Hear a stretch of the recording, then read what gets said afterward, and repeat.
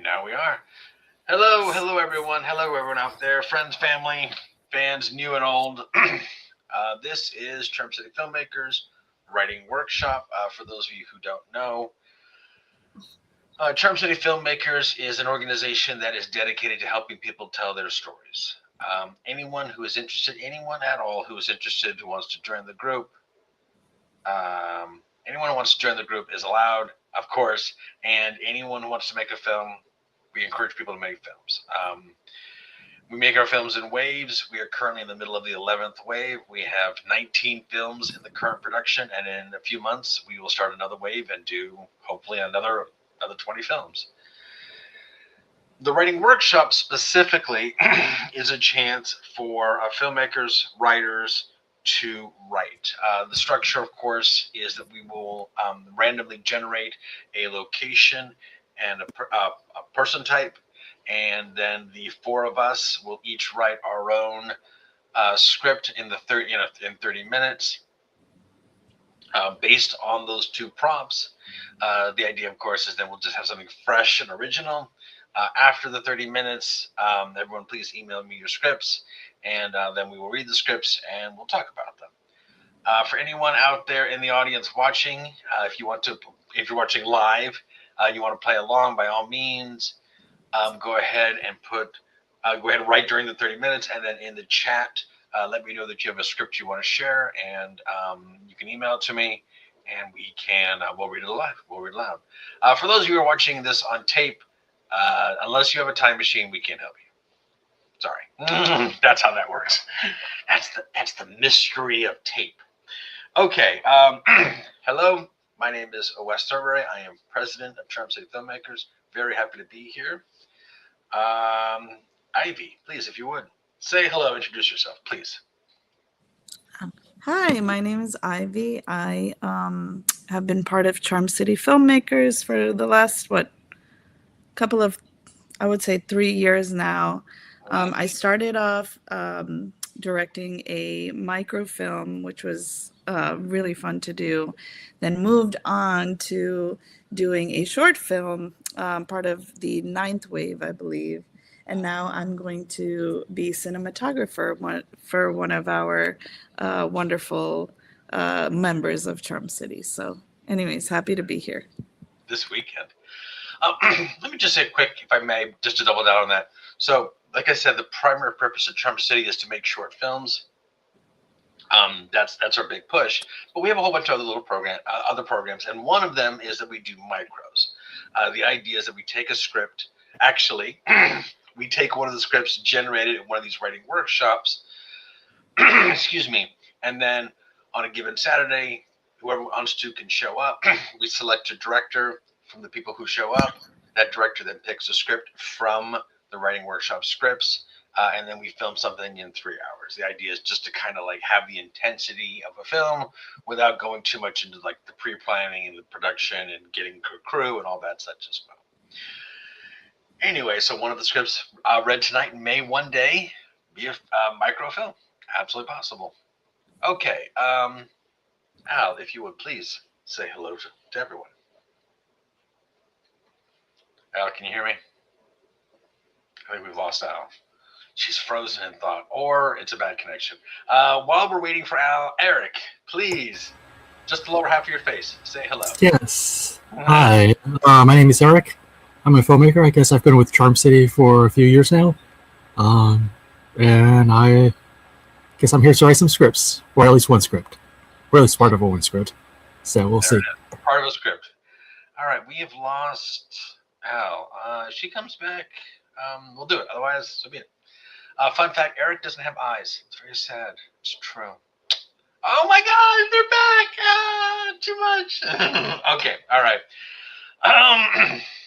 I don't know what to do about. We'll give it a couple. Well, no. Well, let's go ahead and we can go ahead and start with the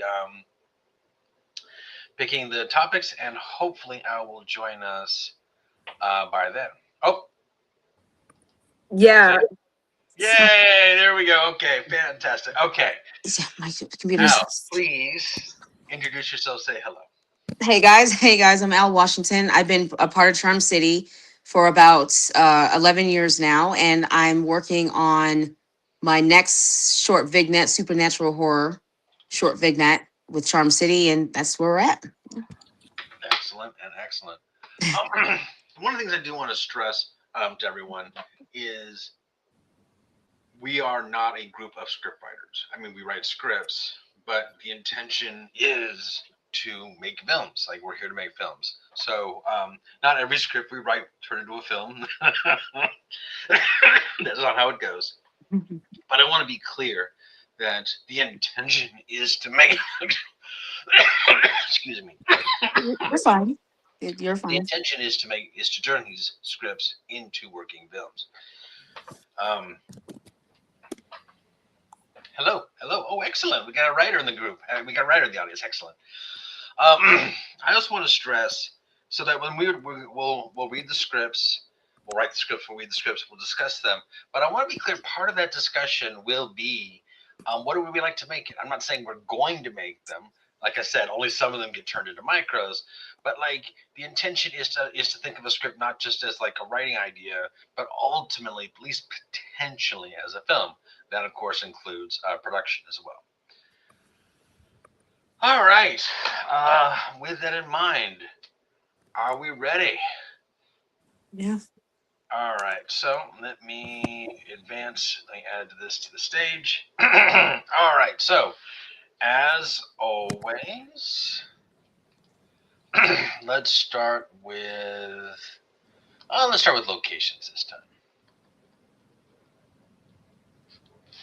All right. Anyone, please give me a location.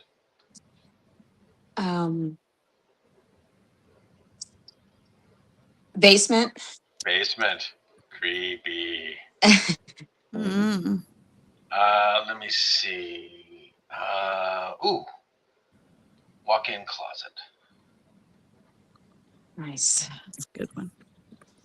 It's tough. Anybody else? I'm gonna be honest. I'm kind of biasing these sorts of things that can be shot in the studio. You know, Right. I'm thinking micro. I gotta be honest. I am. I probably should. Office. I love it.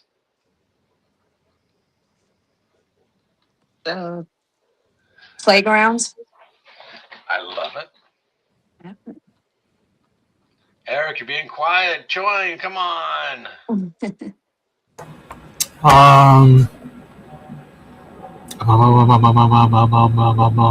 Daycare. A daycare. Ooh, I like that. Are we recording this, or are we just streaming this? I'm sorry. What? Are we recording this, or are we streaming this? Both. These streams. We are live streaming it right now. These will then be uploaded after we're done to. Well, actually, it's on the YouTube channel, literally right this second. But Okay. it's ultimately going to be recorded. All right, great. Okay. From the audience, Lisa, if you got a thought.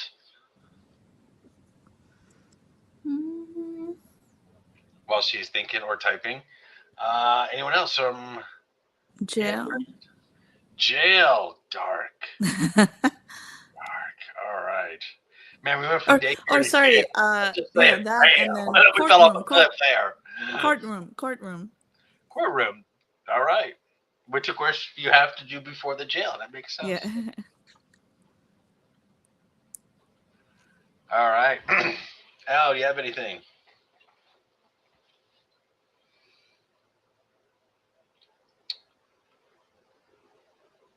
Ooh, I like all those. Okay, I'm definitely going to go with zoo. Okay, Lisa went crazy. I love it. Honestly, I love all of those, but I'm going to go with meditation room. Now, that is fun.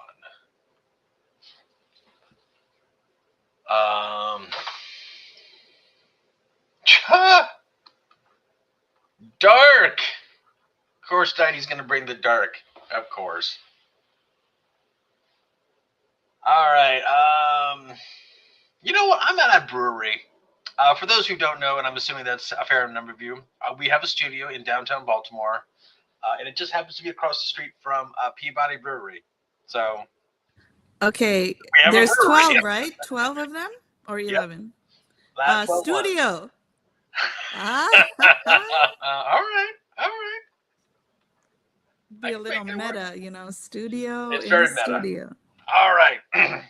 12 locations. I love it, and I love the studio. And I'm gonna leave it open. So like, if you want to do like an album recording studio, like an audio studio, boom. You want to do a film studio, boom. All right. Let's get people. People. People. This can be profession. This can be. Usually, this is profession, but this can be anything that is a people type. All right. Please.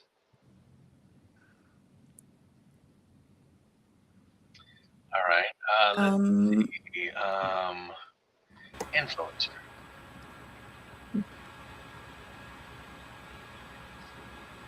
um, Author, of course. Of course. Of course. Very on brand. judge. Inept dating coach. All right. I'll. You know what? I will put inept. Why not? Inept dating coach. Oh.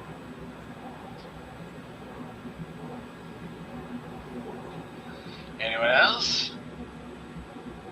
Ski instructor. Okay. An outdoorsman or outdoors woman? Okay, we'll do outdoors type.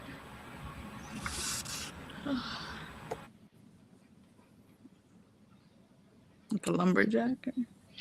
Lumberjack. That is definitely an outdoors type. Maybe just ski instructing on the side. We don't know. You don't know. Is it? I'm just gonna assume it's a Jill. There we go. Lumberjack Jill. There we go. I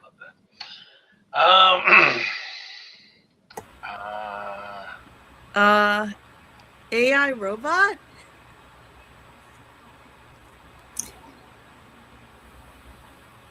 I think we can just go with robot. Okay. I mean, I figure, right? I feel like that kind of is my nature. Oh, they're coming in fast. All right, hold on. Lion tamer. Oh, I like that one. I like archaeologist. All right. Oh, I didn't see that. Geologist. There we go.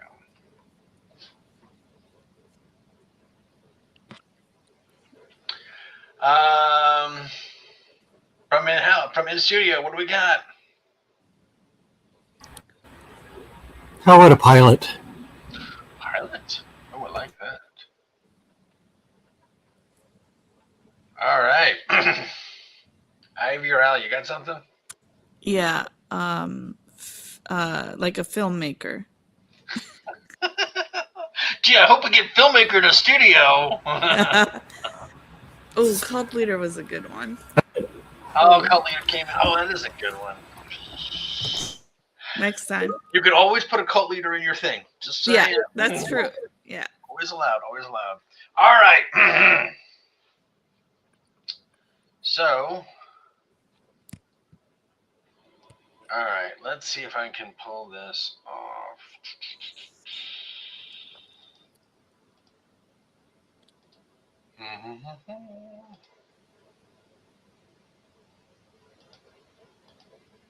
All right. I got my dice roller. Here we go. Ooh, I'm going to see if I can do this thing too. Okay, here we go. Twice. I did work. Okay, all right. 8 and 9. All right, going back to the whiteboard. That is the zoo. Oh, man. And lion tamer, which I guess kind of does sort of work. Oh no. Everything's ruined. Okay. Window. Nope, wrong one. Sorry.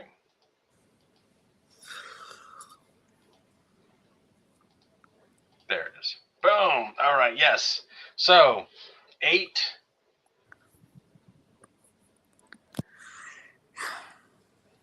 There we go. Add to stage. There we go. So 8 was the zoo, and 9 is lion tamer, which I guess does kind of work. Like, I would expect a lion tamer. All right, that works. That works. Fair enough. All right. Does anyone have any questions? All right. So just so everyone is clear on this, the way this is going to work, including those in the audience who want to play along. Yeah, of course. Davila, can you see them all now?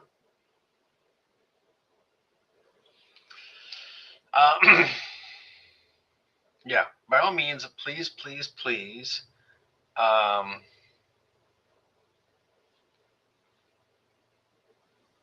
She. Okay, I'm not.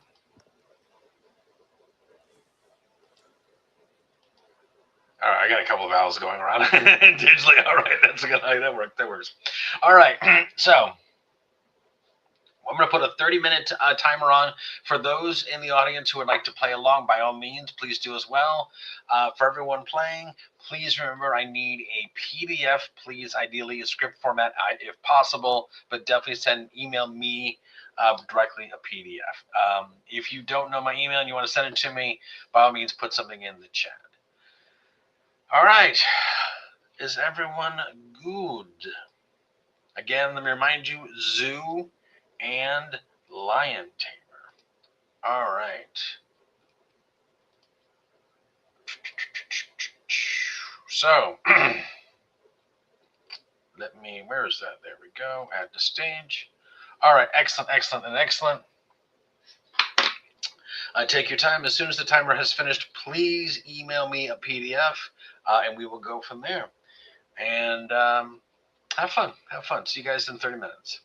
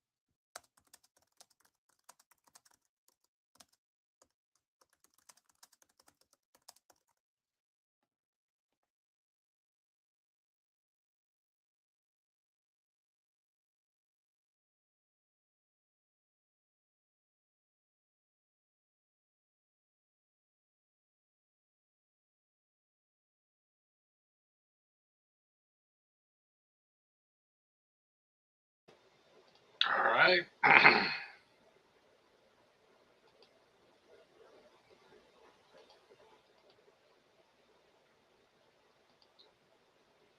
When you have it, send it to me.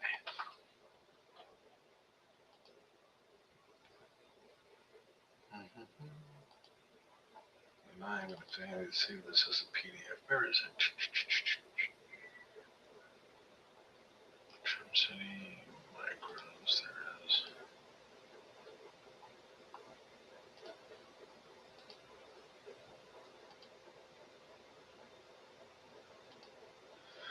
All right.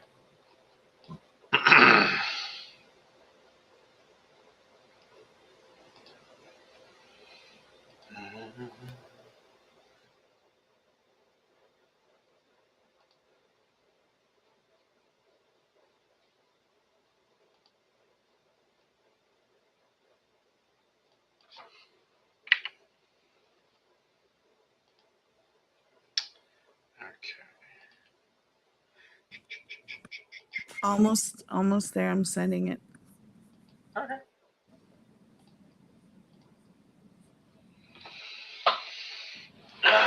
It comes in as it comes in.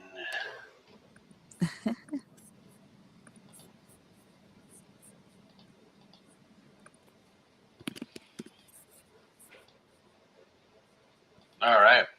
Ooh, Untamed. All right. All right. I see what you're doing now. I got it. All right. At this point, I have two scripts. My script, and I have Ada's script.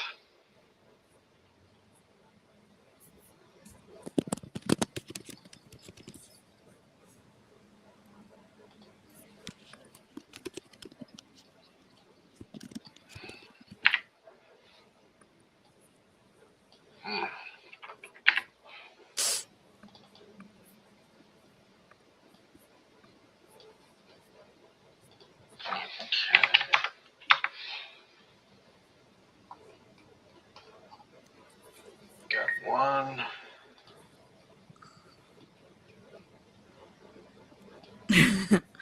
Two.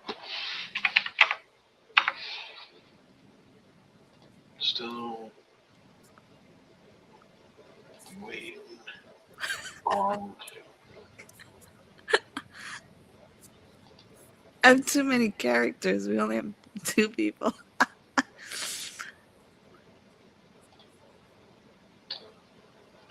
Okay. Hold on a second.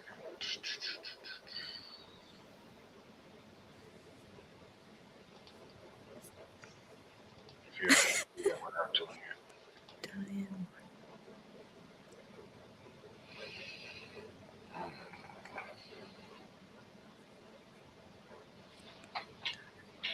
Oh.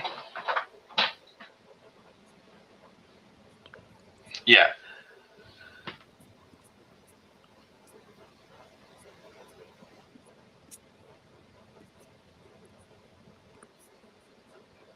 How do I message?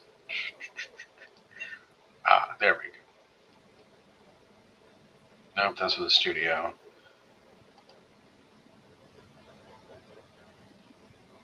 I forgot it. How do you send it without just making it public?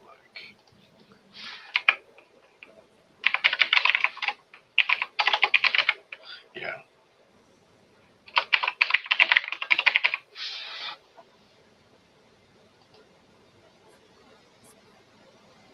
That's good.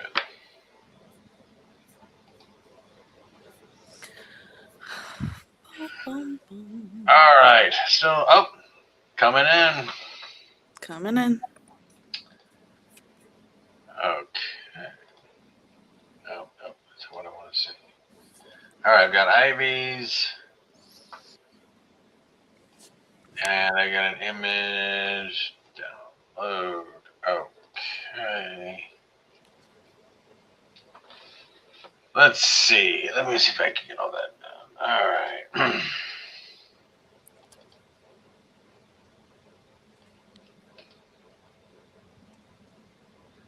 All right, I will share that for just a quick second while we're waiting. Stop. Boom. Share. Window. Script format. Boom. Add to stage.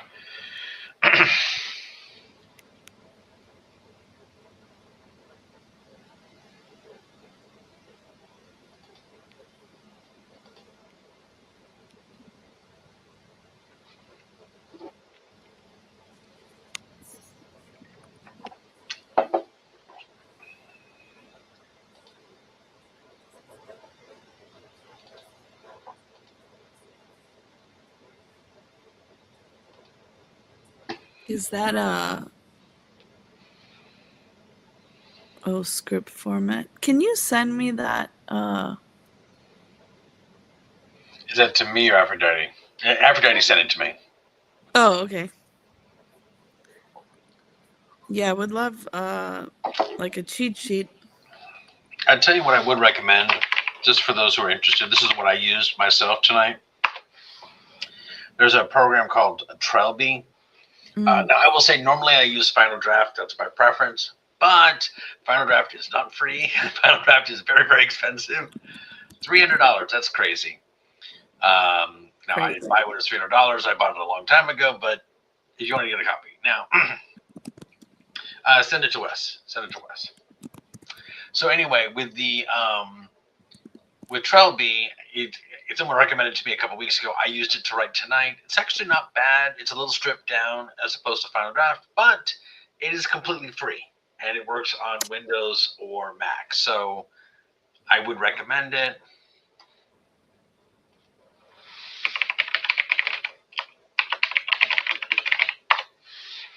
I would recommend it because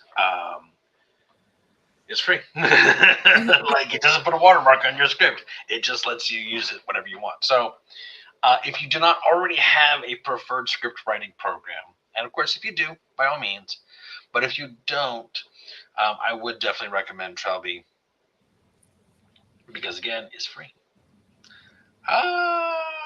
She's back. Yay. What you said is called Trial Bean. Trelby. I put in the comments Trelby. Trelby. Sorry, yeah, because my computer, I don't know why it's messing up. That's why I couldn't find it in the comments. My bad. Yeah, my computer's. Don't worry about it. Don't worry about it. Trelby, look, again, I'm not saying it's the greatest thing ever, but it is a standard program and it's free. So Right. if you're looking for free and basic, boom, there's your guy. There's your guy. I also will say, let me just say this if I could. I'm really saying this to everybody. It's not the end of the world, but if you have any interest in writing scripts, and I don't mean writing stories, I mean writing scripts that intentionally would someday potentially either be sold to somebody who'd make a movie or made into a movie yourself, you got to format the script. Like, it's just one of those things. You have to understand that a script isn't just a story. I mean, it is, but it's also, and this is just as important, it's a blueprint. It is a logistic document that you will be giving to professionals or cinematographers, script supervisors, first ADs, actors who are looking for very particular information in very particular places. So I know it's annoying. Believe me, I get it. But if you don't properly format your script, it's not going to go anywhere. I'm sorry, you gotta learn the format, and you gotta get it. Now, the good news is find a good program that will do 90% of the lifting, so you're good. There you go. But yeah, you're gonna need to format a script. I will say just a quick aside because I feel like it. If you go before, and if you go back from, say, 50, 60 years ago, and you were trying to sell a script to actual Hollywood, for real Hollywood, they had this thing where, like, you had to print the script, right? And you had to follow the format of what we're doing before. But you also had to include a title page, had to be properly formatted. It had to be 3-hole punched, push, push, push. And you had to use these little brass tack things, only the top hole and the bottom hole. Not the middle hole. That'd be silly. Only the top hole and the bottom hole. And if you didn't do it exactly like that, they just threw away your script and didn't read it. It was stupid. I'm not going to say it wasn't. I mean, there's something like, oh, well, if you don't meet the standard. But, like, it used to be much worse is what I'm trying to say. That's all. Oh, all right, excellent. Ooh, all right, we got a whole bunch. Okay, okay, all right. Hold on, let me download them all. Ba boom. And we got Lisa's. There we go. I'm seeing a lot of caged or variations on the word cage. Ooh, predator ambush. Okay. All right, so oh, we got another one coming in fast. All right, let's see Thank how. you, Aphrodite. She sent me the format. Thank you so much. All right, one, two. Wait. Is there two different caged? No, they're the same thing. Okay. All right, so including mine, 1, 2, 3, 4, 5, 6, 7, I believe, is what I have. 7 scripts. 7 scripts. Okay. All right, fair enough. I love it. We got D, Eric, Lisa, Didy, Al, Ivy, and myself. All right, so that is 7. All right, fair enough. Let me see. Where is my? Where did I put it? Ah, there it is. Share screen. Let's do the dice. Share. Yes. Add the stage. All right, so we have 7 people. Okay. So we're gonna do a 7-sided die. Sure, why not? All right. I'm gonna be 1. Ivy is 2. Eric is 3. Al is 4. Lisa is 5. Didy is 6. Nabil is 7. Wait a second. 1, 2, 3. Hold on a second. Hold on a second. Excuse me. I have a whole bunch of people, and that's not a bad thing, but it is throwing me off just a little bit. Give me a second. There we go. All right.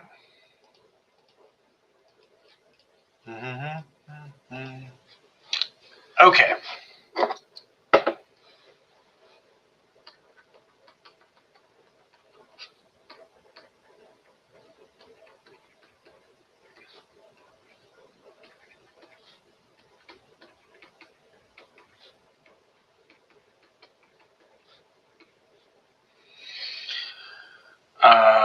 Lisa.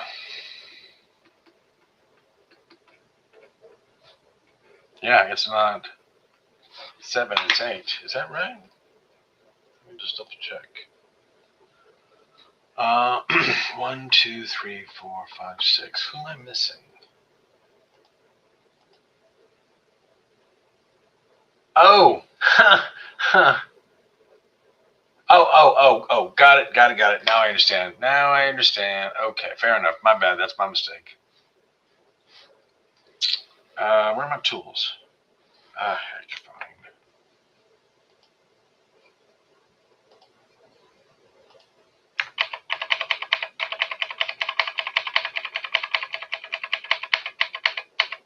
Okay, got it. My bad. Lisa, W, and D. All right, there we go. I was getting crazy there for a second. All right.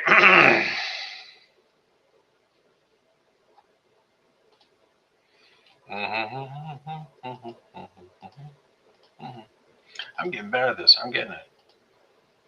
All right, share. Here we go.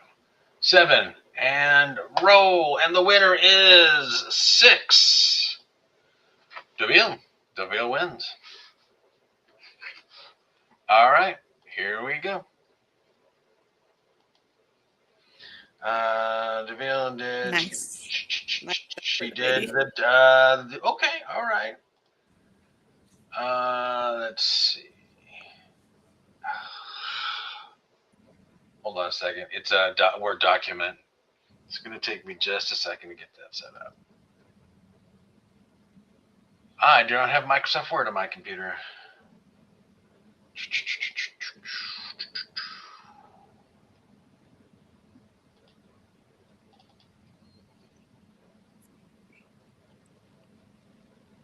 Okay.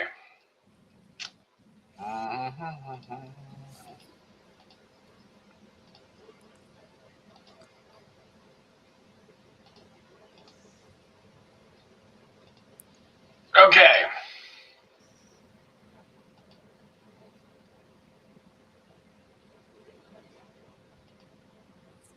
Sorry, I'm trying to make as much of this as.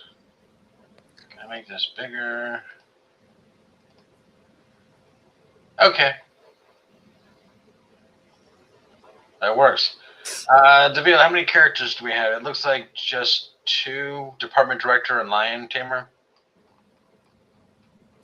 Is that right?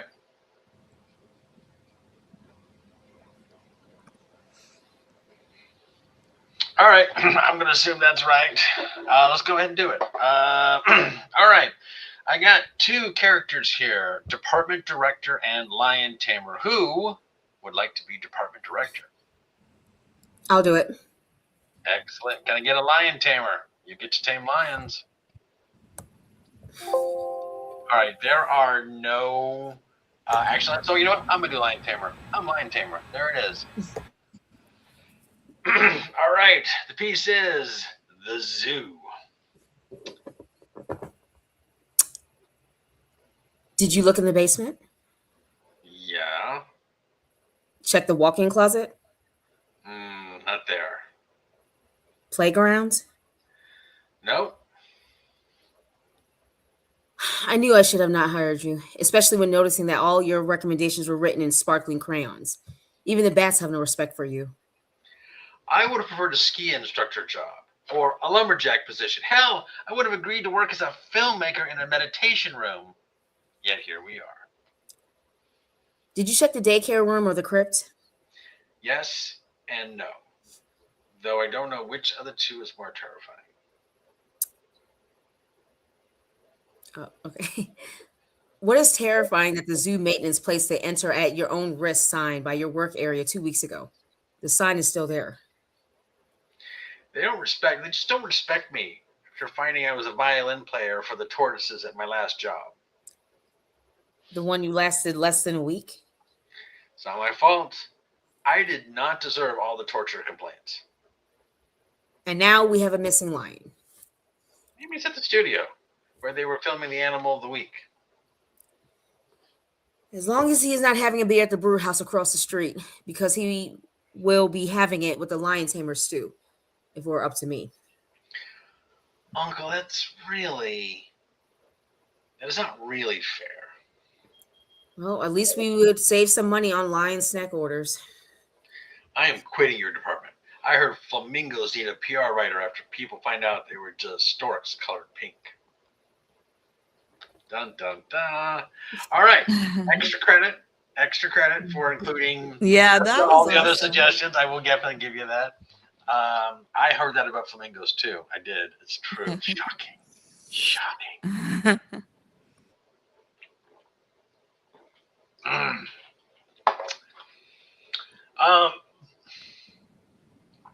I am curious, Deville.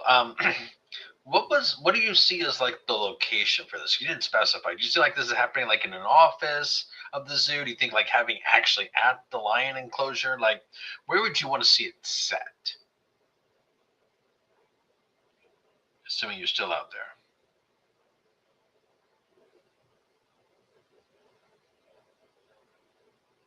We may have lost him now. All right. Well, I will say I think it's really good. I'm not entirely certain how much of the audience, if this was made into a film, how much of them would get all of these references exactly. But I do love the fact that it sort of flows together like that. Anyone else? Comments, thoughts on the script?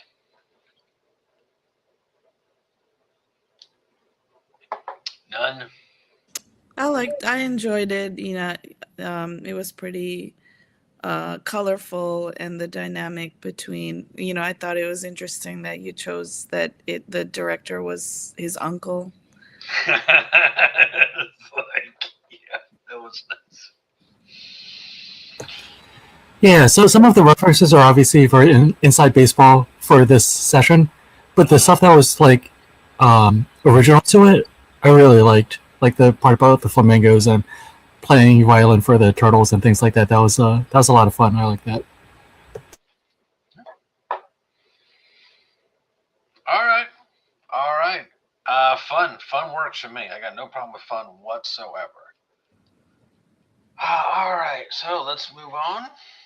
Rolling the dice. Rolling the dice. All right. So just to be clear, so that D gets promoted to 6. And okay, stop screen, share that screen. Window. Give me dice. Where are my dice? Oh, come on. Where's my dice?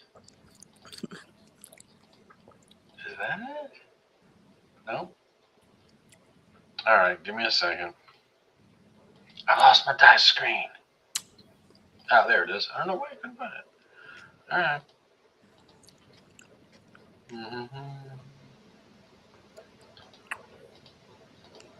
Share screen, window. Come on, there it is. All right. Now we're going to do a 6-sided die.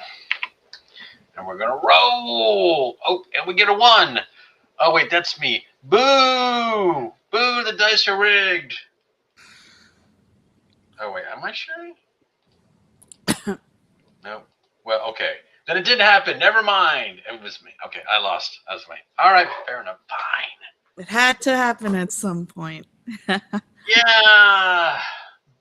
Didn't want it to be so soon. All right, here we go. Boop and boop. All right. You could have gone in alphabetical order, and your name would have been at the bottom. Nah. I like that. I like it. I appreciate it. All right, let me go. Window. Where is it? There it is. All right. So, let's see. There are 4 speaking parts in this piece. That's unusual for me. I've got Mom, Herbert, Tandy, and Sam. Mom gets the most lines. So there's going to be some doubling up here. I'll play the mom. All right. Can I get a Herbert? I think he gets just the 1 line. Actually, Herbert and Sam both just get 1 line. Sure, I'll play both. I'll play them both. That's cool. All right. Herbert. And just so I don't have to read all of it, Ivy, could you do Tandy and the narrator? Tandy, okay. She got the line at the very end. All right, and the narrator. Wait, you want me to be who? The mom? Tandy? I'll be one. Sorry. My bad. My bad. No. I want you to be Mom. Al, would you be Al. Tandy, Tandy? okay. Al, would you also do the narration, please? The narration, okay. Narration and Tandy, okay. All right, excellent. Here we go. Okay. Exterior zoo. 5 people stand in front of a lion's enclosure. A young girl, Tandy, is in the enclosure lying down on the ground. One of the 5 people is Tandy's mother. Oh my God. Do something, Herbert. Susan pushes the man next to her, Herbert. Oh, Herbert looks around, panicked. There must be a zoo person somewhere around here. Herbert runs away with the enclosure towards the main building. Another gentleman in the crowd, Sam, has pulled out his phone and is filming Tandy on the ground. Tandy stands up and starts brushing herself off. About 50 feet behind her is a large male lion. The lion takes a long look at Tandy and then slowly ambles over to her. Sam is now recording the lion as the lion moves across the ground. This is going to be horrifying. It will give me so many views. The lion gets closer to Susan is wringing her hands and pacing. She can't keep her eyes off the lion and Tandy. Tandy, behind you. Look behind you. Susan desperately waves her arms and points to the lion behind Tandy. Tandy turns around and sees the lion.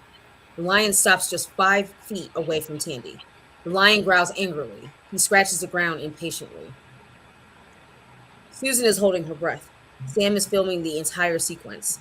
The lion growls louder and then moves closer to Tandy. Tandy looks at the lion straight in the eye and holds up her right hand, palm out. The lion stops moving and tilts his head. Tandy starts humming a soft tune. The lion waits. Tandy slowly closes the distance between her and the lion, continuing to hum the entire time. Hmm. The lion dips his head as she closes the distance. Candy then proceeds to scratch behind the lion's head. The lion starts shuffling. Herbert comes running up with two guys in Zoom uniforms with nets in their hands. Everyone stops and watches Tandy petting the lion. Exterior top of enclosure. Tandy is sitting on the bench wrapped in a blanket. Susan is sitting next to her on the bench. A medical technician is checking Tandy for any damage. Mom, I want to be a lion tamer when I grow up. Baby, I kind of think you already are. Nice. Fade to black. Okay, so originally I had her named as Susan, but then I realized that she never actually gets called Susan, so I changed her name to Mom. So yeah, it should be Mom the whole time. I figured. No. All right, thoughts? That's cute. I was worried it was going to go horrifyingly wrong right before the last part. So. Yeah, I like how it builds, like the tension builds. I was almost thinking, like, you know, in the Western, like something that they were gonna kill each other, but yeah, it was a nice surprise. Heartwarming. Well, I just, I like I was thinking, okay, well, so I want to do Lion Tamer, and I want to twist it a little bit, you know what I mean? So, like, how could I make this different? And then I thought, okay, girl falls into the enclosure, that's great, but, like, what if she was the one who tamed the lion? All right. Good and good? All right. I saw you snuck influencer in there as well. Yeah, well, hey, got to. I had to look up chuffing, by the way. That was apparently lions do not purr. So, yeah. I was wondering. Their lungs are not built to do that sort of thing, so they can't purr. But they do have a purr equivalent, and that is sort of like they make a chuffing sound. It's just, I'm not doing it, but yeah, I just found that out half an hour ago. Yay! I gotta say. You just Google it? Yeah. Well, I'd heard somewhere that lions couldn't purr, and I wasn't sure about that. I'd heard it somewhere, kind of thing. So I looked it up, and I was like, nope, lions don't purr. And I was like, well, I want the lion to purr because he's scratching it behind the neck, the head. Here, I wanted him to have a thing. So I was like, okay, well, what's the lion equivalent? And Google says chuffing. So now I know. Yeah, that's like one of the markers of the large cats is that they can't purr. Like tigers, I believe. Apparently once cats get beyond a certain size, they just do not purr anymore. They can't. But let me say this, and because I've done this before, I know this is 30 minutes, and I know it's like super intense, and I know like you're rushing, and I totally appreciate that. But don't be afraid to do a little research. You know what I mean? Like, don't do a lot of research. You don't have that kind of time. But if you want to know whether or not lions purr, I'd look it up. Yeah, why not? A little fun fact. Add a little something to your thing. All right. Let us move on. Just wondering what you'd use for the lion. Yeah, okay, I'm going to be honest. Like, at some point in the middle of this thing, I'm thinking, there is no way this is ever going to be a micro. There's just no way you're going to be able to do that. I mean, barring, like, maybe some sort of, like, puppet show, you can't. This is not, no. This will not be added to the list of potential micro scripts. It's just not shootable. Not with our means, anyway. Weirdly enough, if you were actually ever going to film this for real, the first thing you would need is, well, a lion tamer. CG lion. We'll have Mark do it. We'll fix it. Yeah, we'll fix the post.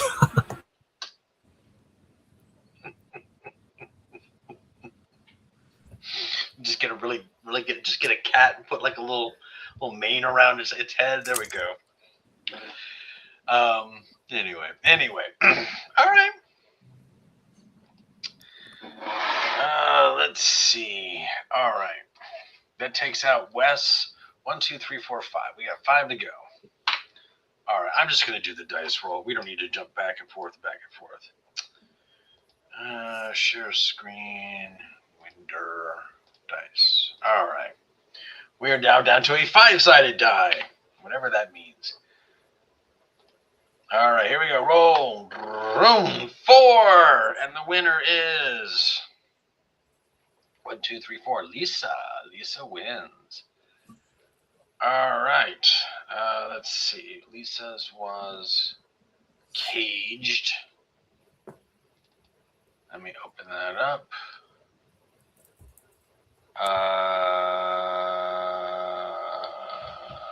Okay. All right. Share screen, window, cage, share. That's okay, Lisa. No, it's all good. It's all good. We are not Hollywood. We are not going to say mean things because it doesn't have any brats. You are fine. All right. Let's start with opening shot. There we go. All right. It looks like I'm just sort of scrolling through here real quick. All right. I see lion tamer and zookeeper. This is what I see. Once again, who would like to tame a lion?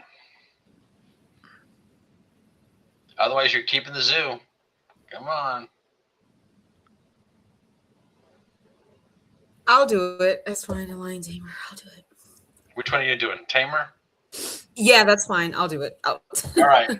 Who would like to own a zoo? Come on. Chance to own a zoo. Guess I'll do that. Ivy's excited about owning a zoo. That's fantastic. All right. Afterwards, I've got a bridge in Brooklyn that sells for real cheap. You would love it. It'd be fantastic. All right. Here we go.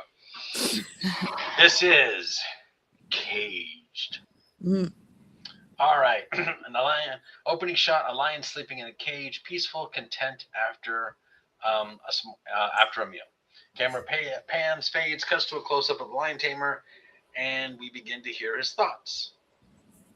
What are you doing here? You're so lazy, you're diminished. Get up, wake up. Look what I had done to you. Where is your glory? What did I do to you? How could I have treated you so poorly, taking advantage of your fierce nature, exploiting you? The lion stirs a little, opens his eyes, rolls over.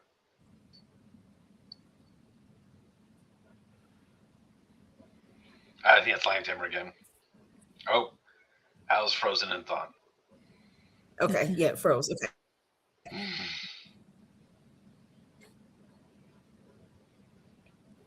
We can.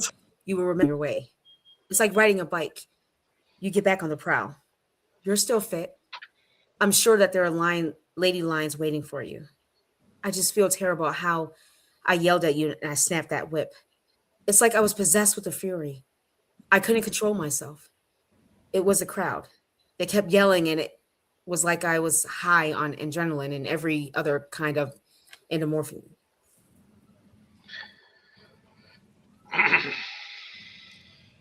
Look at you. You can't even hear me talking to you. I don't want to shout anymore. I wounded you. I maimed you. You look so peaceful in there. It's clean. You have food. Do you even want to leave? But how? How did you get so diaso? I wonder if they are drugging you. Mm. I remember how fierce you were when we first imported you. You fought so violently, you would have easily killed me if you could have. We stole you from the vast savannah. We lashed a rope around you, shot you with a tranquilizer, hosted you into a cage, and drove you away to the airport. It took us a whole year to be able to control you. And then it was only with electricity. I remember how you looked after we shocked you, you coward, your eyes glazed over. We had stolen something from you. It was like we temporarily lobotomized you, except you never did come back with the same fury we found you with. This is when we knew we had a show. But for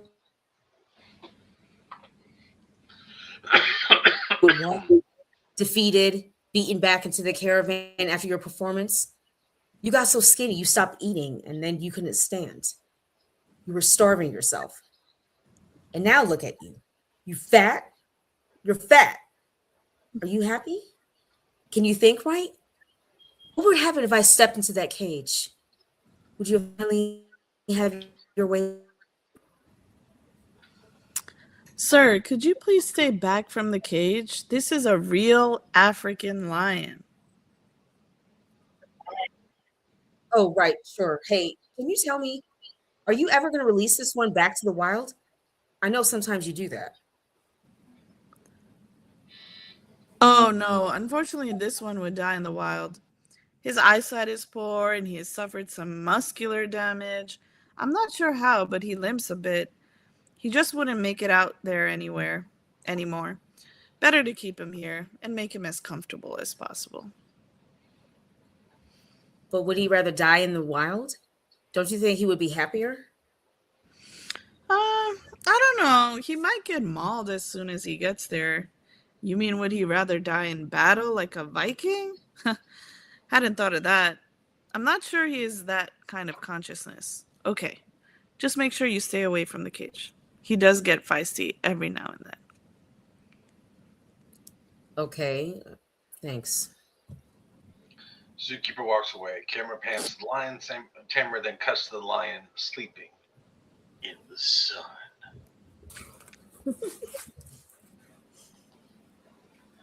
All right, Dark. I would definitely say the Dark is the ones we read so far. I will say, I know that you have it like in his head, and I get that it makes sense that it wouldn't. I would say personally, if I was gonna film this, I would actually have him talking out loud. You know what I mean? Just so you can play to the audience. Don't get me wrong. You could still have the actor reading it and then just not have them speaking. You could do it as a voiceover. But I don't know. I find I think like that sort of almost yelling at the lion and the lion like totally ignoring him kind of thing kind of works for the piece myself. That's a personal opinion though. What did everyone else think? I thought it was profound. In my head, I was envisioning as he was, I guess, doing the voiceover, you could film not only the reactions of the lion tamer, but also the actual story. And it was pretty moving. You would cut to various moments of abuse.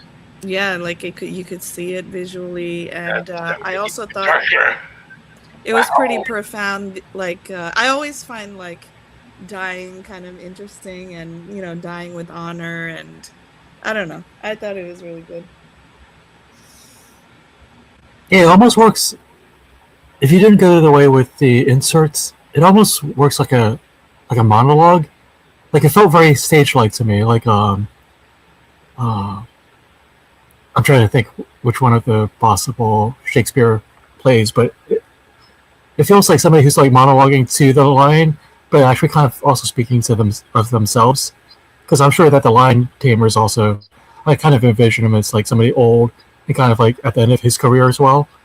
And so he's also he laments that the lion's kind of old and fat, but in some ways he is as well.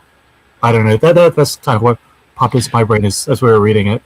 Well, I tell you, it's a third way to do it, right? Like you could film it as him talking to the lion, you could film it as him talking in his head, or you could film it as him monologuing to the audience, monologuing to the camera, so to speak.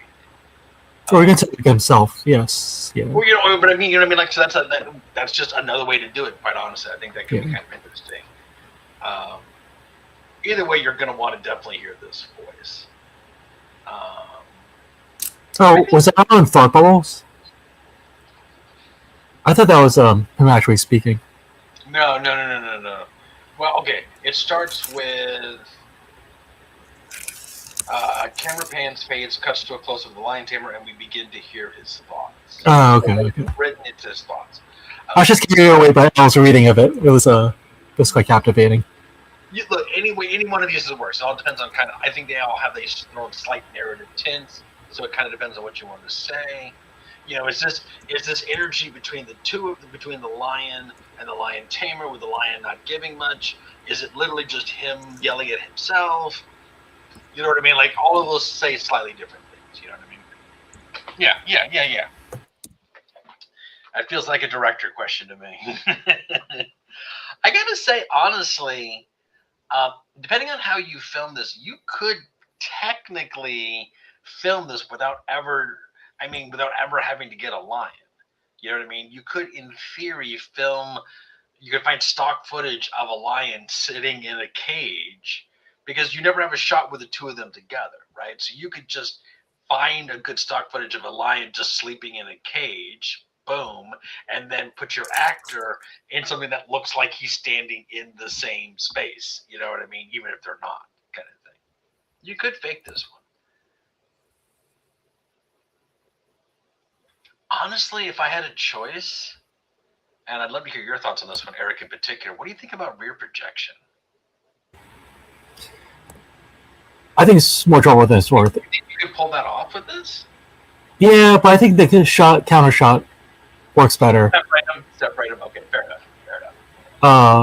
Because you kind of want to see I don't know, it might work depending on like how in focus you want the lines to be.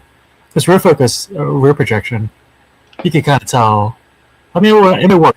Yeah, for a 2-shot. Potentially, just a thought. Yep.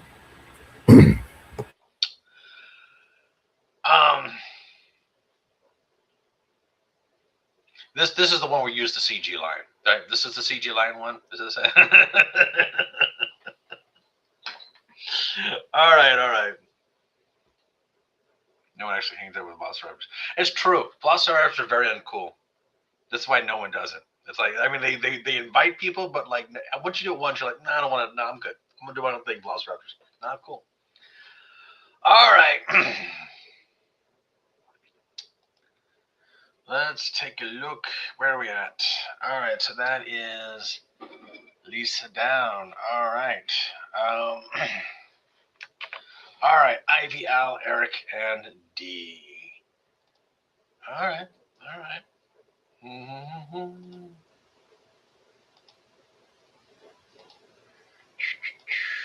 Where's Mr. Dice? There it is. And pop it to the stage. All right. We are down to 4 sides. Here we go. A 4. That is D. D of the win. All right. Apparently, we're going to be doing the ones on stage, except for me, last. All right. D. All right. Let me see. And then where did I put these?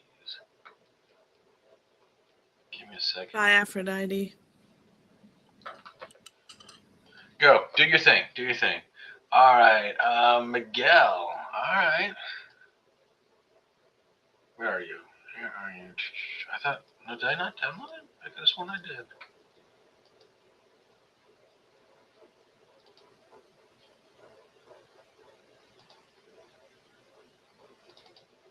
All right.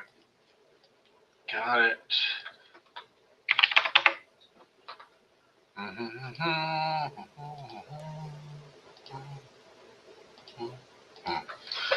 All right, and promote to stage. All right. Miguel and Tanya. All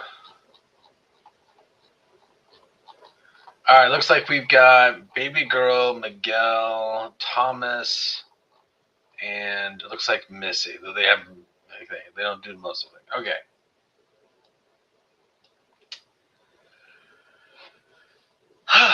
Can I get a Miguel, please? Looks like Miguel's the lead.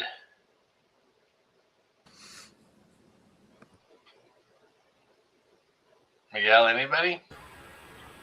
I'll take Thomas. Okay. Anybody want to be the lead? Miguel, come on. Miguel wants to be a person. Like, you don't ignore him. All right. Fine. All right. I'll do Miguel. Fair enough. All right. I need Baby Girl and Missy. Who would like to be Baby Girl? Somebody, please be Baby Girl. It's a line. I'll do it. Excellent. Ivy, can I get you to do Missy, please? Yes. All right. Here we go. Miguel, and Tanya. Interior Miguel's house, Miguel's on the phone talking to his buddy Thomas. Yeah, man, I can't believe it. On my day off, the wife and the kids want to go to the zoo. Tell them no. I'm outnumbered, man. They're all looking forward to it. It's dressed like your favorite animal day.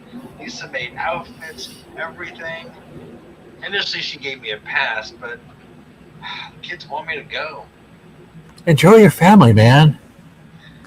I will. I hope the lions don't come out. Well, if they do, I'm sure they'll know you. No, they won't. I'm dressing like a zebra. Baby girl's dressing like a lion, though. That girl loves lions. I know. Your house is full of stuffed lions because you love them too. Yes, I do. But I need a break sometimes. I gotta go. Later. Miguel and Thomas hang up the phone. 3 hours later. Exterior, local zoo day. Miguel and his family are walking around the zoo in their costumes. Miguel is holding his daughter's hand. Miguel gets hot and takes the head of his costume off. Tanya the lion sees him and goes berserk. She is growling and running around like a crazy animal. She is charging into the fence trying to get out. Daddy, what is going on? I'm scared. Don't be scared, honey. The lion can't get out. Everyone's freaking out, wondering what is going on. Miguel realizes what is happening and quickly Daddy, pick me up. Miguel picks up his daughter up, and Tanya is more aggressive. She breaks through and charges towards Miguel and his daughter. Everyone is running scared. Miguel quickly gives his daughter to his wife. Calm down, Tanya. Again, Michael calmly talks to Tanya, but Tanya, the lion, is attacking him. He yells to his wife to take the costume off of their daughter. Tanya, look, it's not a real lion. That's my daughter. You're my girl, my one and only girl. Tanya the lion calms down. She begins to roll over for Miguel to rub her belly. Everyone is awe. She is your only girl, huh? All right. Thoughts, comments. That's cute. I liked it. Yeah, cute. Okay, Do you so always do? Do Go ahead. you always do phone conversations? She in her last film she had. The film she's making, This Wave, has got. Yeah. Well, no, that's not entirely. No, that's not true. That's not true. It's a person, but yeah, fair amount.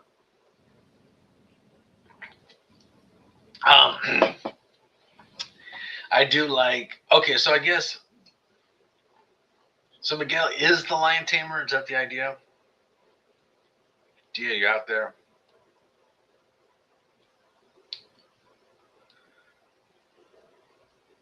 She may not be out there. Okay. Yeah, no, I thought it was really cute. I think the idea that like, yeah. Oh, she's out there. Yay! Okay. Yeah, I think. All right, so he's the lion tamer. Got it. And I guess she's jealous because he's playing with another lion. Fair enough. Again, I'm feeling like this is would be a very hard one to pull off as actually filming, especially with the lion attacking. Oh my god, it's not something I'd even get close to want to messing with. Guess there's a lion fetish. Yeah, no, look. We pulled lion tamer. Lion tamers are going to get you lions. That makes sense. The one common thread for all of the pieces that have been read so far is they all have lions in them, and lions are very, very difficult to do. So yeah, no, I don't think we're going to be filming that one. That's true. You could do lion suits. Yeah. All right. Any other thoughts on the script? Sorry, I hate to be fast, but we got so many to go. All right. Let me see. Let me share. Let's get the dice roll back up. All right. This time it's going to be. Oh, wait a minute. I got to have the stage. I think we should just do it 2 bits, but all right, that's fine. 3. All right. 1, 2, 3. Here we go. 2. And the winner is Al for the win. Okay. Give me a second.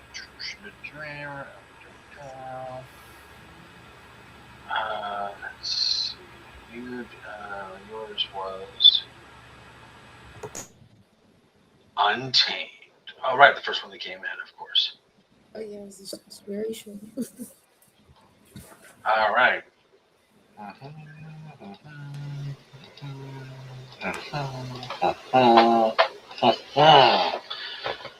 All right.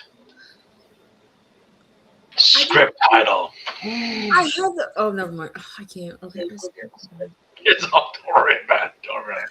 All right. Looks like Eric and Chase. All right. Who would like to be Eric? Anybody can be Eric. Anybody all want to be Eric? Who wants to be? Who would like to be Eric? Huh? Eric. I'll play Eric. There Thank it is. you. All right. I'm just playing Eric. Who's playing Chase? Give I me mean, a chance. I'll do it, but if it's my okay. There it is. Okay. Eric is quiet. He said he'll be right back. That's why. Oh, well, I don't want to read it without him here. And the whole point is that he gets the response. Never mind. Doesn't matter. It's all good. We're gonna read it. Al, I'd rather you didn't read it. Okay. Yeah. Just because it's your script. I'll tell you what. I'll be Chase. I'll be Chase. No big Okay. deal. I'll be Chase. All right. Exterior. Oh, sorry. The piece is Untamed. Exterior zoo night. Eric, a young man who sneaks into one of the biggest zoos in Philadelphia, and sneaking in behind him is his best friend, Chase. Okay, dude, we're here. What did you have to show me? I can't believe you were able to sneak us in here. Eric ignores Chase as he stays silent, looking around. Well? It's coming. What is coming? I hope these fucking wild animals are locked up. Eric slowly turns to Chase and glares at him. Don't worry, they are. Eric quickly takes out a long black whip from his pocket, whips Chase, and Chase cries out like a lion as he transforms into one. Eric throws his head back and laughs. I tried. I know. I tried. Creative. Thank you. I tried, but it's difficult. Yeah. No, yeah. this is good for a short piece. Yeah. Oh, thank you. Yeah. I was trying to make it to like Eric was Chase was like a serial killer or something. He was acting like a lion killing people or something, and Chase wanted to tame him. So he knew he was killing people, and yeah. So yeah. Eric's back. We could read it again. That was fun. that was great. What'd you say, Eric? I'm sorry. He likes it. Oh Yeah. yeah. Yeah, that was great. I'm sad I wasn't around to be able to speak those lines, but no, that was a clever twist at the end. Oh, The whole thank you. Yeah. I know you usually. No, I just yeah. And I think the dialogue is very natural as well. Yeah. Oh, That's thank hard you. I to pull appreciate off. it. Yeah. Very difficult. Like I said, no, the exercise very difficult when you come up with something in 30 minutes. But thank you. Yeah. Try to. I try. No, it was great. It's fun. Thank you, Ivy. Okay, so Chase turns into an actual lion at the end. Yeah. Yes. Supernatural. Yes. Is that because Chase is supernatural, or because the whip is supernatural? Or Yeah. Eric is I guess I haven't got that far with it. I didn't even think about that. Eric is not really a lion tamer. He has the powers to do it. He knew what his friend was doing, killing people. Natural power of taming wild animals or something. He has a tendency. Okay, so wait. So Eric has the power, he has the ability to tame animals, and Chase in real life was acting like a predator. So Yes. he turns Chase into an actual predator because he'd then be able to tame him in a way that he couldn't when he was a serial killer. Right, because Chase felt like he has the confidence, conceitedness as a lion, and he was attacking people like a lion, killing people. So, Eric turned him into what he is. What he is. Yeah. So. Wow. Is the intention to, because I noticed, okay, so if you put it in a zoo, is the intention that, is Eric's intention to literally lock Chase up? Yes. Yeah. Okay, so he's hoping to cage him literally Yes. in this zoo. Gotcha. Yes. Whether or not he is successful remains unknown. Yeah. Yeah. That's But I do, okay, got it. I gotta say that's really interesting. You know, you don't kill somebody, and you don't want to kill the killer because you don't kill people, and you can't send them to jail because there's no evidence, you can't find anything. So you do this other thing where you turn him into an animal, and Yes. then it's perfectly legitimate to you can cage a lion. You don't have to send the lion to jail to court first. The zoo, the lions go straight to the zoo. They don't have any rights in that sense. You act like a lion. You act like an animal. That's how he's going to treat them. Yes. Yeah. Dexter meets Cersei. Yes. Thank you, Eric. That is an interesting twist. I gotta say, Dee does the phone calls. Al likes the supernatural. Yes, I do. Just lion tamer and artist have both been turned into magical transformations. I can't help it. Yeah, I have a second. No. Look. One of the things I love about the writing exercise, I've said this before, I will say it again. One of my favorite things about it is that we're all locked. All of us are locked into the same basic constraints, and yet we all take it in different directions. Right. Some of that's our personal interest. Some of that is just sort of like what happened in the moment we were thinking about it. But I love the fact that we have several lion tamers stories, and none of them are even remotely the same. Other than, of course, they all have the basic premise of being in a zoo and involved taming a lion. But that's all they have in common.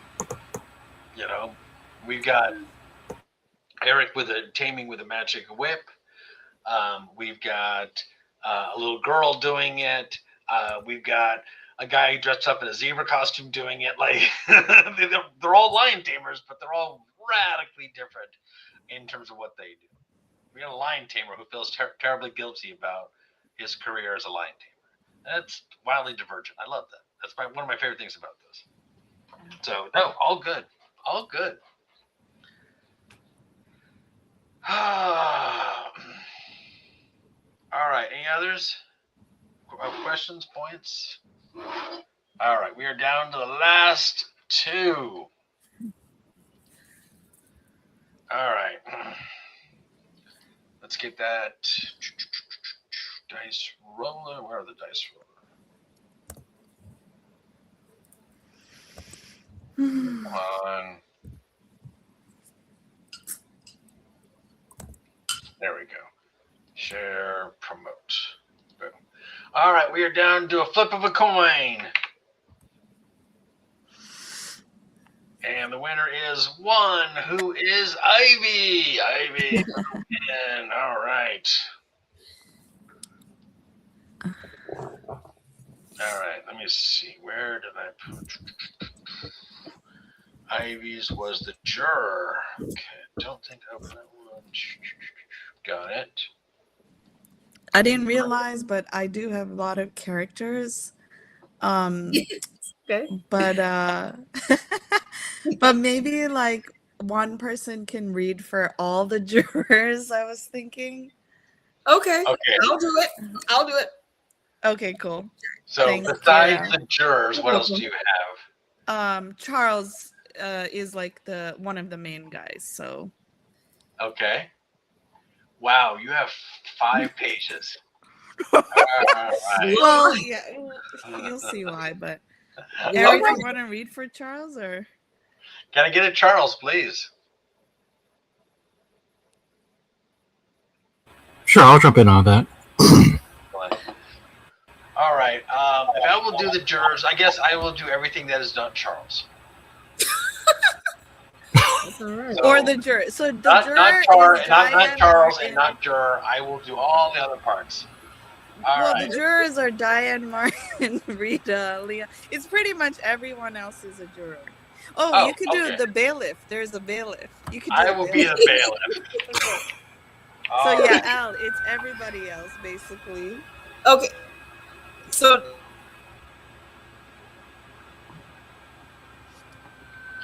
All right. Here we go. Interior jury room night. 12 jurors sit in various states of irritation and fatigue at a long table in a boring jury room. At the center of the table is a stack of exhibits, Zoom maps, autopsy photos, and incident reports. On the whiteboard, someone has written in thick marker, Steve Wilkes, guilty or not guilty. Then, let's just say it plainly. 3 people are dead. Not just dead, eaten. At a children's zoo, for God's sake. several jurors murmur in agreement. At the far end sits Charles, late 40s, calm, neat, unreadable. He has barely touched his coffee. We heard the testimony. Steve was the night groundskeeper. He had access to the Canterbury wing. He was on shift every single night one of those visitors disappeared. And the camera system malfunctioned only on those nights. Not to mention his internet history. He flips through a folder. Big cat feeding behavior. How long can lions go without sedation? Human remains digestion time. That's not gardening. Wait, okay. That's not Darwin gardening, Diane. Yeah, okay. Okay. That's a juror, yeah. Got it. Thank you. The tranquilizer logs were altered. Also a juror. These are all jurors. Okay, my bad. And Steve lied. First, he said he never went near the lion cave. Then they showed his key card. I honestly don't know what we're doing here. He used a lion as a murder weapon. That's the whole sick brilliance of it. So clearly guilty. No blood in his car, no conventional weapon, no witnesses, just the animal doing the work. A few nods. Charles folds his hand. Or he was a careless employee in a badly run zoo. Heads turn. No, that's too much coincidence. Coincidence can happen. Institutional incompetence happens way more frequently than you think. 3 victims, Charles. I know the number. Then what exactly is your problem? Charles glances at the photos. My problem is certainty. Everybody in this room keeps using the word obvious like it means proof. The prosecution brought a story, and it's a compelling story with a motive. Steve had access, Steve had opportunity, Steve had odd search history, Steve was nearby, fine. But none of that tells me he intended for these people to die. Suspicious is not the same as conclusive. You sound like his attorney. I sound like somebody who listened. A beat. Helen studies him. You keep coming back to intent. Because that's the whole case. No, the whole case is that the lion somehow managed to eat 3 human beings on separate occasions, and Steve kept ending up at the center of it. Or near the center of it. What is that supposed to mean? Charles leans back. It means lions are not machines. You can't drop a body in front of one and guarantee behavior.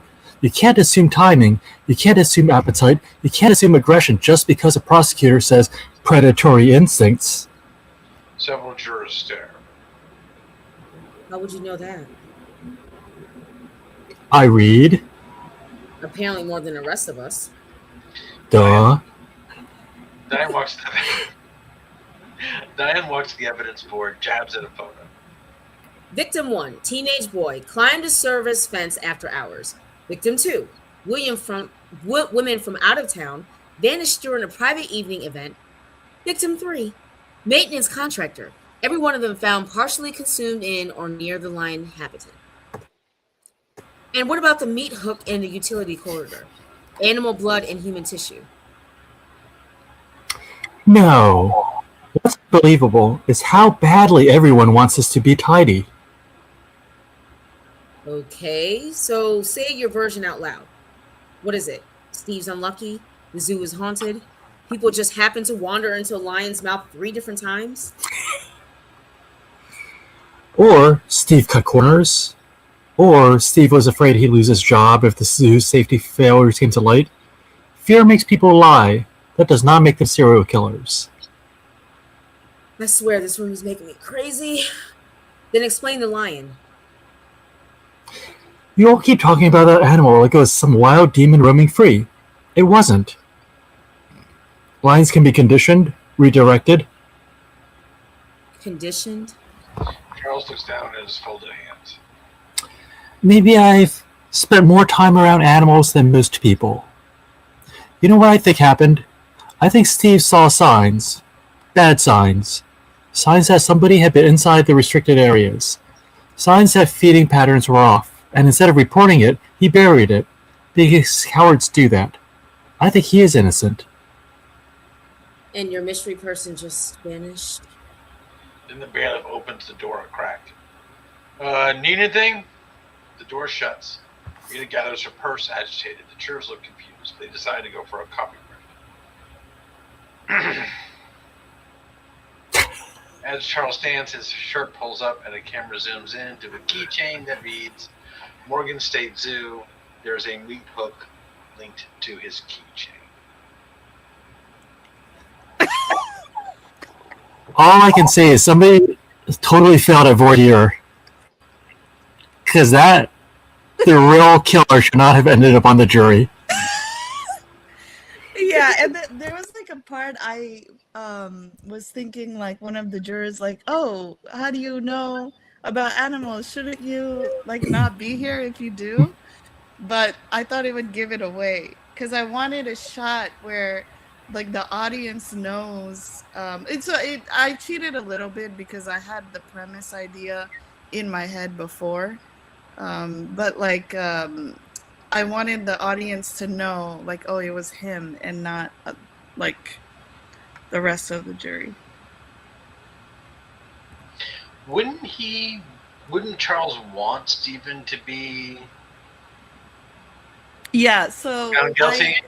Yes, so I wanted, so you know how serial killers basically actually want to be known because they want like credit for their awesome work. So I also thought like that way the scent would be off of him. Like, yeah, why would the serial killer actually want to prove Steve's innocence? But it's actually, he is like, no, I'm badass. I did this. So it's ego. Yeah. Okay.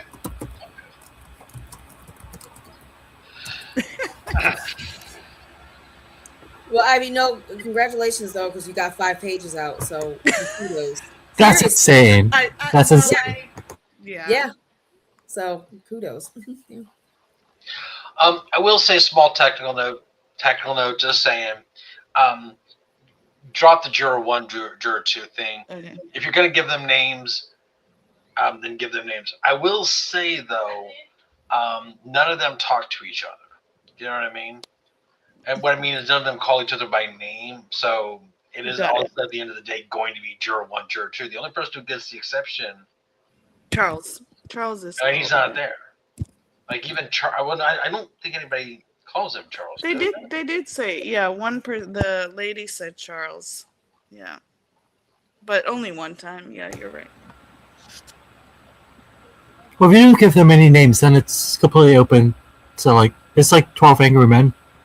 I don't think they were actually named. It was just like juror 1, juror 2, juror 3. But you could feel like each person's like personality come through, and like whatever they were proposing or saying. Yeah. I think if you were, you could, I don't know, maybe name tags or something. I don't know. It's just, well, let me ask you this. From a narrative perspective, is it important that these people have names to you? because the credits reading as Helen, Diane is one thing, and the other thing, juror 1, juror 5, juror 6, that will read as something else. So what would be your preference? What do you want? No, I think the idea was like Charles is the only one that wants to prove Steve's innocence, but everyone, like the rest of the jury, everybody was unanimous on him being guilty. So it didn't really matter like the characters, specifically for the rest of the jury. Then I would have someone call him Charles, and the others are just juror 1, juror 2, juror 3. Yeah. It would definitely isolates him. You know what I mean? And personal opinion, I think that works for you both because clearly he isolates himself very early in the piece because he's sort of like that, that classic 11 versus 1 juror kind of thing, one angry man kind of idea. I like that. I like that quite a bit. And then ultimately finding out that he is the serial killer and they are not is also isolating. So the fact that he gets a name and no one else does. Got it.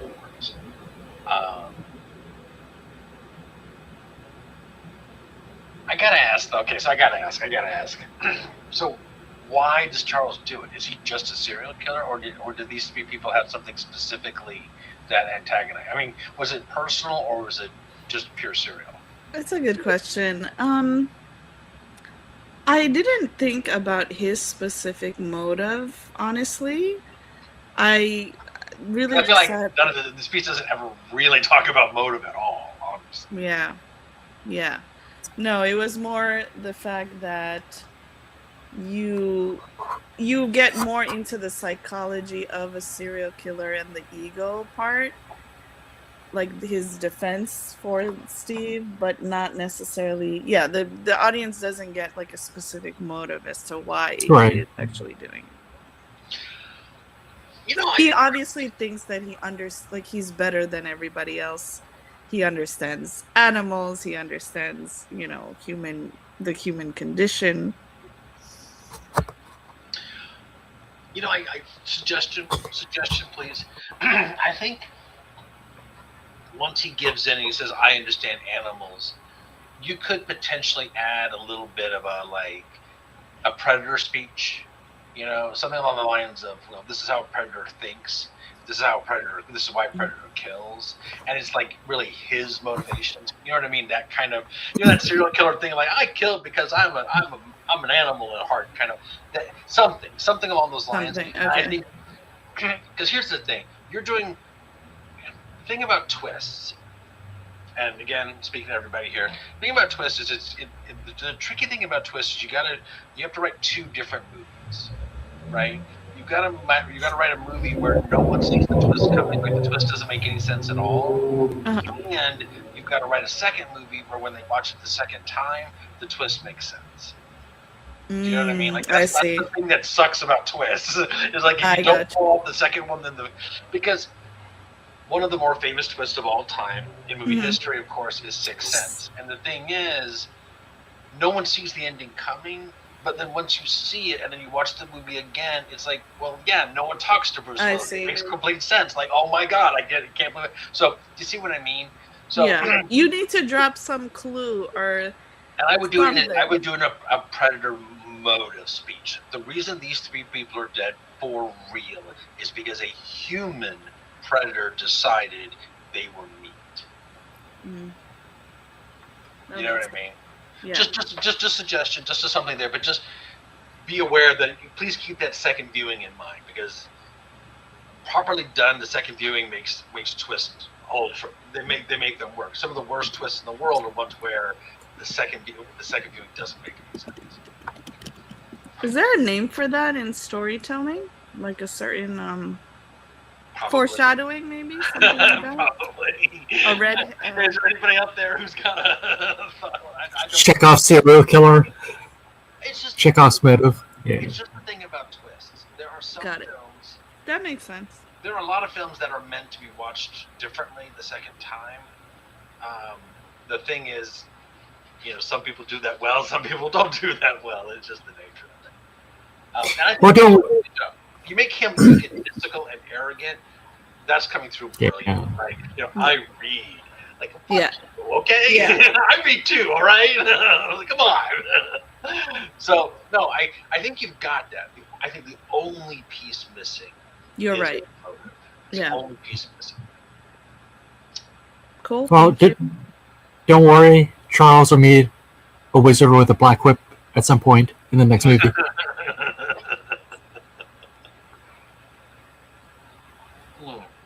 All right. Any other thoughts? All right, let's do the last one. All right, so Eric, the winner, the loser, depends on how you look at it. Let's go with winner. All right, Winner. Predator, Definitely winner. Ambush. Well, you have to be. All right, so share screen, window, Predator, Ambush, share, and promote. All right, let me get that just a little bit bigger. All right, Predator, Ambush. All right, looks like Jamie and Lefty. Is that right? Yeah, there's also a newscaster, but I can just read it at the end. Don't be silly. I'll do newscast. That's fine. All right, who would like to be Jamie? I'll do it. Ivy, are you comfortable being Lefty? Yep. I got you. All right, excellent. Here we go. Predator, Ambush. Exterior, Baltimore Zoo, day. The sun shines on the Baltimore Zoo welcome sign. Zoo banners hang from light posts and flap in the wind. Animals wander around in their enclosures. It is a fine day to visit the zoo. Interior zoo studio, day. It's a talk show set, slightly darkened, animal-themed decorations adorn the studio. A glass wall overlooks the zoo outside. Lefty, a lion, and Jamie, a lion tamer, sit in 2+ chairs, chatting amicably, although we cannot hear them. The light brightens, and Lefty and Jamie turn to camera.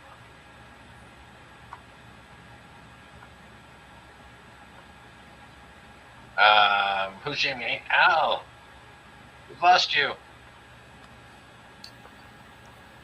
All right, Welcome back to Animal Chat with our all right, guest. I'll play Jamie. Welcome back to Animal Chat with our guest, Lefty the Lion. Thanks for having me, Jamie. It's always a pleasure having the King of the Jungle on our show. We've known each other for a while now, haven't we? Yes, even before I joined the Baltimore Zoo, we had worked together at a nature reserve in Africa. I wasn't sure about coming to America, but you convinced me. Haha, I guess you could say I tamed your heart. Huh. Unfortunately, there have been some alarming reports that have come to light recently.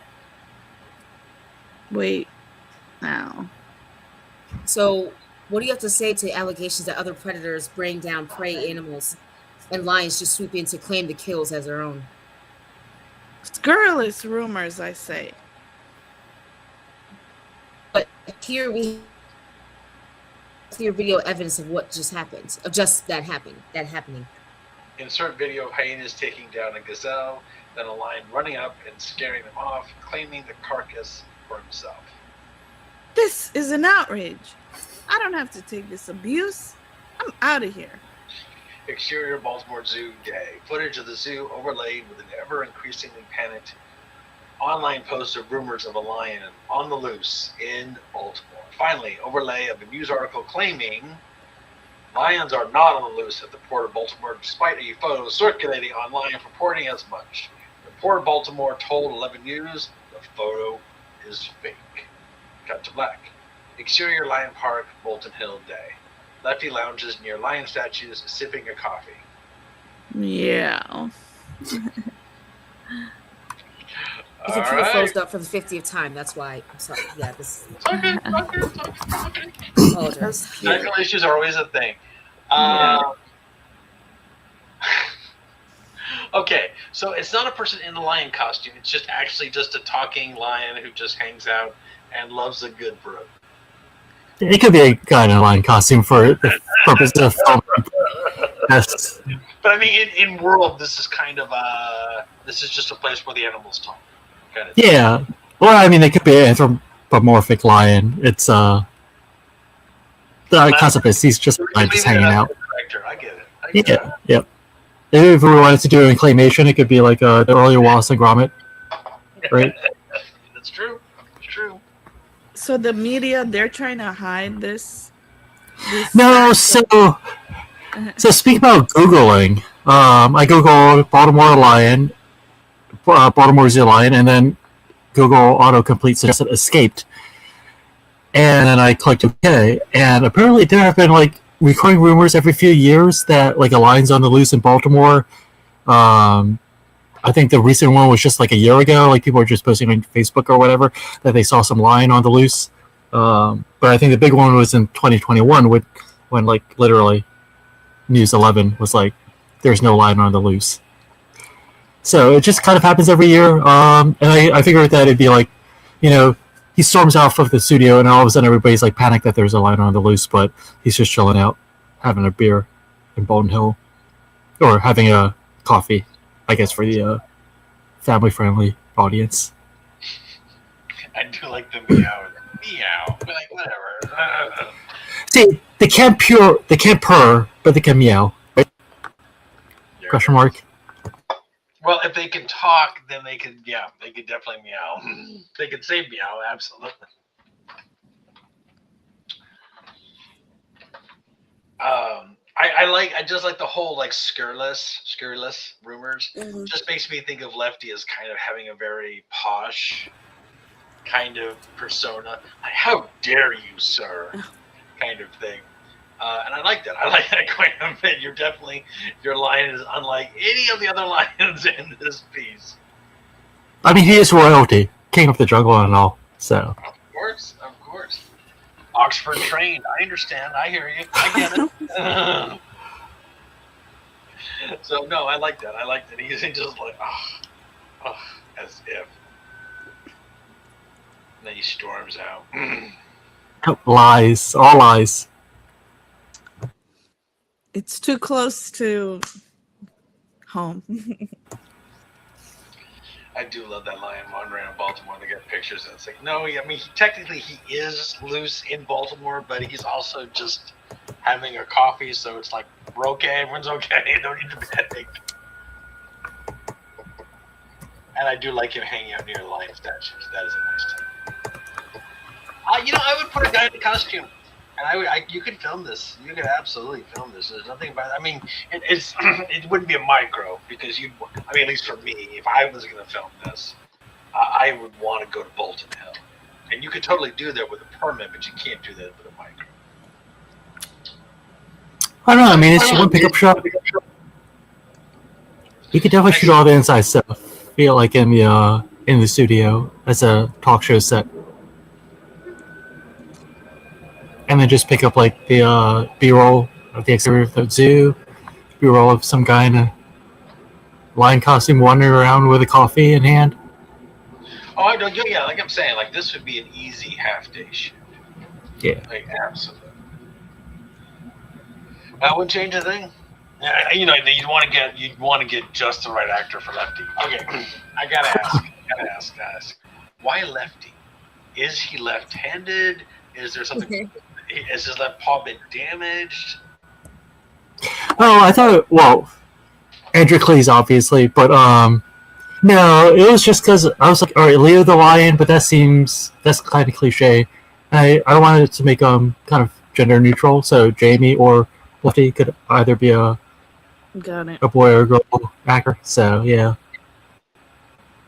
I had a thing where it was like the original rumor was, isn't it true that like only like the lionesses do the killing, and the lions with the manes just come in and kind of claim credit? But I was like, no, if I leave Lefty to be gender neutral, then I'm just gonna have the hyenas do the work, and any lion comes in and steals credit for themselves.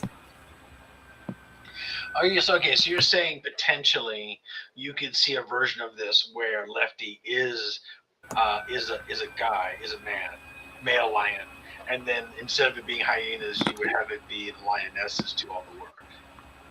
Right. Yeah, but That version of it, for example, is what I'm saying. yeah, but I'm thinking species solidarity against the hyenas because those bastards. Well, that's the thing. It's like you either make it speciesist or you make it sexist. It's like it's Right. you know what I mean. So like, where do you want to land? It all depends. All right, fair enough. Fair enough. I do like him. I do like Lefty being very offended. I love it.